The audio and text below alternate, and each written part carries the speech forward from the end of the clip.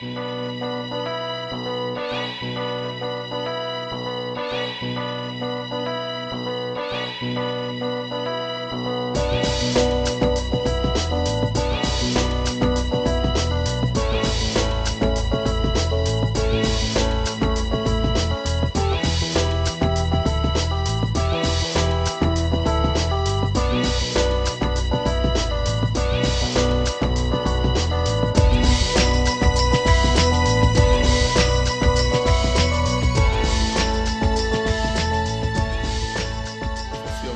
cumplir institucionalmente con lo que nos corresponde, además de llevar adelante esta denuncia ante el mundo, que es la mano sucia de Chevron, y también cumplir con ese lado que es parte de esa realización personal tan fuerte para mí como es la literatura, como poder entregar, gracias al esfuerzo que han hecho un grupo de ecuatorianos, italianos además, liderados también por el Consulado de Milán, traducir la novela La otra ciudad, de mi autoría, al italiano. En mí confluyen probablemente toda esa gama del querer quehacer político, del querer no quedarse fuera de la construcción de la patria que anhelamos, pero también esa convocatoria, ese llamado a la reflexión, a la paz, a la lectura, a la creación, a jugar a convertirnos en Dios probablemente a través de nuestras historias, como es la literatura. Pienso que la literatura se la lleva en el torrente, es algo que en la sangre, es como un torrente que pretende desbordarnos y que, aunque no tengamos siempre el tiempo, la disposición, y a veces nos toca hacer como un dique, en algún momento este dique se desborda. Así que la política, que es nuestra actividad diaria, es una actividad permanente. ¿Cuál es el objetivo principal fuera de Ecuador de la campaña denominada La Mano Negra de Chevron? Todo lo que Chevron significa para la vida en el Ecuador, todos los atropellos que pretende cometer, desmentir aquella campaña sucia además que ha iniciado Chevron contra un pueblo, contra el Ecuador, no solamente al pretender desconocer todos los daños que ha causado a la Amazonía, a la vida en general, a las comunidades, sino incluso cuando pretende inculpar al Estado ecuatoriano para que sea este quien asuma la reparación y pague los daños que debe pagar Chevron. Yo creo que eso es la primera parte de lo que nos corresponde hacer, pero también debemos nosotros, además de esa defensa como ciudadanos, esa defensa cívica que cada ecuatoriano debe emprender de su país y de su pueblo, y cada ciudadano del mundo además, de la verdad, también nos corresponde a nosotros hacer factible que la sentencia emitida por la justicia ecuatoriana sea susceptible de cumplirse. Es decir, Chevron se retiró del Ecuador sin dejar un solo bien. Luego de casi 30 años de operaciones, de explotación de millones de barriles de petróleo, de haber obtenido ingentes riquezas, se retira sin dejar un solo bien, probablemente previendo todo cuanto podía venir por la reclamación de los pueblos que fueron afectados por sus operaciones. Pero el Ecuador también tiene la responsabilidad de lograr que la sentencia dictada por la justicia ecuatoriana se cumpla y que desde cualquier parte del mundo ellos deban corresponder, deban pagar el daño que han ocasionado, y eso también es parte de nuestra campaña. Chevron lanzó un comunicado, una carta abierta al pueblo ecuatoriano, que dice así, esto es un extracto: este caso se ha degradado a una farsa judicial, esto dice Chevron. A Chevron no le queda alternativa distinta de hablar abiertamente sobre la negación de la justicia que rige actualmente en el Ecuador. En nuestra opinión, este proceso ya carece de total validez legal y nuestra empresa luchará en todos los foros posibles contra esta vergonzosa manifestación de flagrante injusticia, sigue diciendo Chevron. Chevron está plenamente consciente de los retos a los que se enfrentan los residentes de esta región y comprende la difícil situación por la que atraviesan. No obstante, Chevron rechaza firmemente la idea de que se le atribuya la responsabilidad de resolver los problemas de la región en su conjunto, los cuales resultan de la indisposición o incapacidad del gobierno y la petrolera estatal de cumplir con sus obligaciones. A propósito de ir de camino hacia la verdad, señor ministro, ¿cómo replica el gobierno de Ecuador a esto? Luchar contra la mentira, contra la falacia. Chevron pretende inculpar de todos los daños que ocasionó durante el periodo en que estuvo operando en el Ecuador, que fueron cerca de 30 años, desde el año 64 hasta el año 92, que operó exclusivamente, además, estos campos en los cuales vertió, en los cuales echó indiscriminadamente, sin ningún tipo de aplicación tecnológica que ya existía además y a la cual estaba obligado no solamente éticamente, no solamente moralmente, sino estaba obligado contractualmente e incumplió de manera deliberada para tener mayores ganancias, para ahorrarse algunos dólares, y ahora pretende que eso el Ecuador sea quien lo asuma. Es una vergüenza total. Cuando se inicia la reclamación por parte de los dirigentes de las comunidades indígenas y plantean ante las Cortes Federales de los Estados Unidos la demanda contra Chevron, Chevron empezó una campaña judicial, una serie de recursos que presentó para que la competencia sea trasladada a la justicia ecuatoriana, alegando que era ahí donde correspondía, que era una justicia que tenía aquellos méritos, una capacidad proba además de decisión, pues seguramente pensando que podría incidir en la justicia ecuatoriana. Luego de algunos años en que regresa o en que se traslada la competencia hacia los tribunales ecuatorianos, después cuando se dicta la sentencia contra Chevron, ahí sí, ahora sí, esa justicia que estuvieron apelando, la que estuvieron defendiendo durante cerca de una década, se convierte en una justicia degradada. Esa es la mentira de Chevron, esa es la mentira, el atropello del gran capital internacional que pretende pasar por encima de los derechos de los pueblos. El petróleo puede dar riqueza, pero también puede ser una lacra insanable para el medio ambiente y para el ser humano. ¿Cómo piensan prevenir este tipo de daños cuando se ha explotado el Yasuní? Bueno, primero que existe la tecnología necesaria que permite mitigar todos los daños que se puedan causar de cualquier intervención en zonas sensibles, en zonas que tienen además una gran riqueza, como es la Amazonía ecuatoriana, en este caso particular del Parque Yasuní.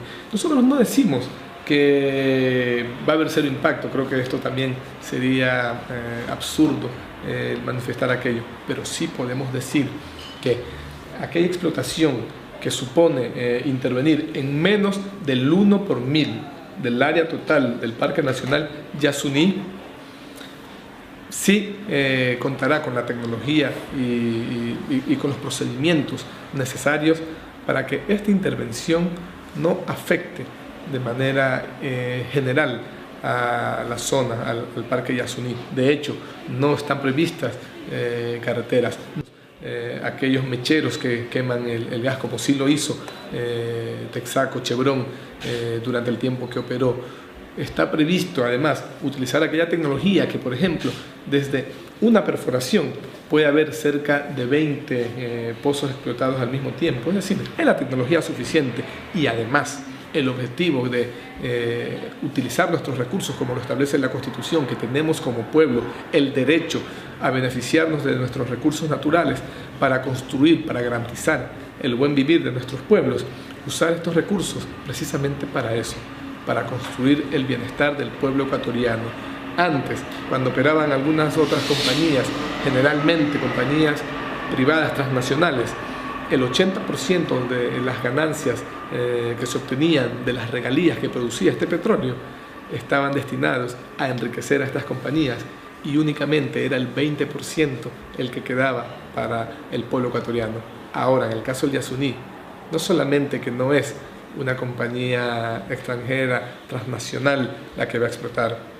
Aquella compañía que va a operar es una compañía estatal ecuatoriana, pero además la relación y la decisión de que estos recursos vayan precisamente a mejorar la vida de los ecuatorianos es una decisión que respalda absolutamente el pueblo del Ecuador.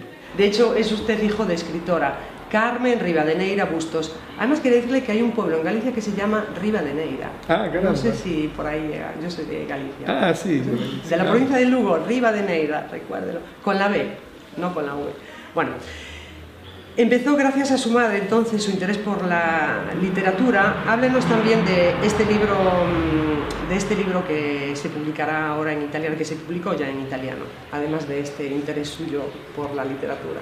Bueno, sí, algún momento he de ir a conocer Galicia, de pronto la veo por allá. De ahí viene algo. Y Rivadeneyra, seguramente. Y bueno, yo he sido un lector compulsivo, vicioso si se quiere, en el sentido más hermoso de asumir la lectura como un hábito permanente de vida. Creo que esto me ha permitido poder disfrutar, poder recrear, poder conocer algunos mundos a los que ni siquiera me había trasladado de manera física, e incluso algunos mundos que no existen, por lo menos en esta dimensión, pero poder vivirlos y poder disfrutarlos. De la mano de mi madre, quien es una mujer dedicada también al estudio de las letras, al estudio del idioma y también a escribir, iniciamos nuestra primera producción, nuestra primera obra, que es un libro de cuentos intitulado El novedoso transcurrir, cuento que lo inicia ella, que empiezo yo, lo tomo yo, tomo la posta en algún momento del cuento y lo termino, y luego abre un conjunto de cuentos de mi señora madre que se denomina La Devota Imperfecta, y finalmente cierra con mi conjunto de cuentos que se llama El novedoso Cómo escribir si aún no he comido, que era parte de las vivencias que como estudiante provinciano en Quito vivía. Esta fue nuestra primera obra que se presentó en el año 2001.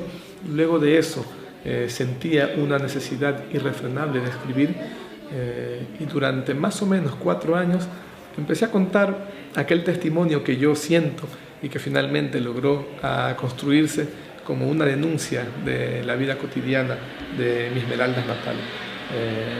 Una provincia y una ciudad particularmente llena de mucha magia, decadencia, de ritmos telúricos, africanos ancestrales además.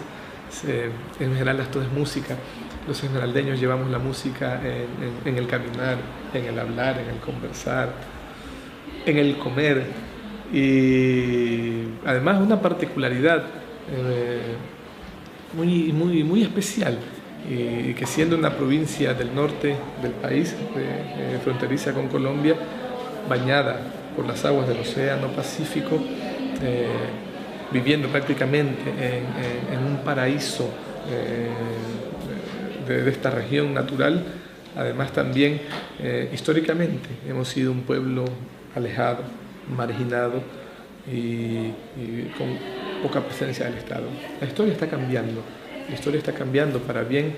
Esmeraldas, como el pueblo del Ecuador, empieza a construirse con oportunidades para todos, pero cuando escribo esta novela, que fue más o menos de 4 o 5 años, lo hice precisamente con el ánimo de contar, de denunciar, de testimoniar todo ese desencuentro de cuantas cosas en Esmeraldas, y que finalmente concluye con la búsqueda de una sociedad en la construcción de una mucho más justa, y la construcción de la otra ciudad, que es como se titula esta obra.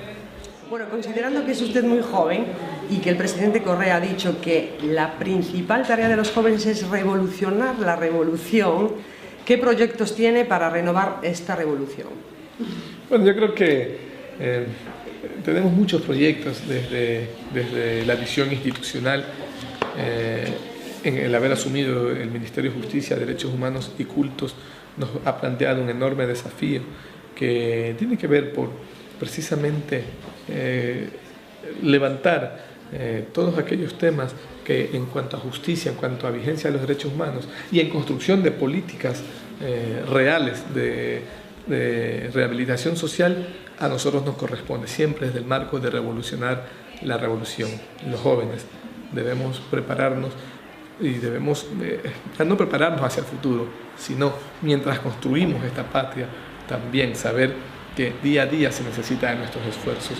Una máxima que nosotros quisimos incorporar en nuestra gestión es un principio que lo llevó con mucho compromiso Ernesto Che Guevara y que creemos que debe ser la marca de nuestra gestión. Y es que el Che Guevara decía: debemos tener la capacidad de endurecernos sin perder jamás la ternura. Creo que eso es parte de nuestras acciones cotidianas. Muchas gracias, señor ministro, y mucha suerte. Muchas gracias.